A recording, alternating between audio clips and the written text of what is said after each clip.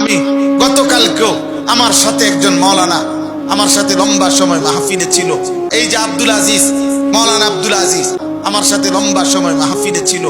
আমি তার এরকম হাত ধরে বলছি, ভাই মাওলানা যত ওয়াজে করো ভাই, তুমিও আমিও, যত মাহফিলে করুক, যত শ্রোতা হোক, আমারে বলছে হুজুর আপনার অনেক শ্রোতা এই মাঠে আর কোনোদিন, মানে গতকাল যেখানে মাহফিল করছি আর কি, আমি এমনি বলছি অহংকার না, বোঝানোর জন্য। বলছে হুজুর এরকম শ্রোতা আমরা আর দেখছি না, এত শ্রোতা। আমি এত শ্রোতা মোতা কইও না আব্বা।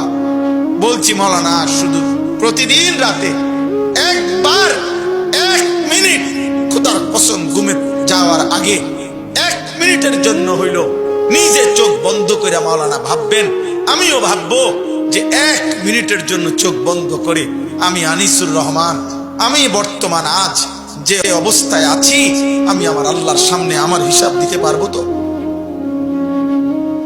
পৃথিবীর কে আসছে, কে গেছে, কে সুখে আছে, কে দুঃখে আছে, এটা পরে রাখেন।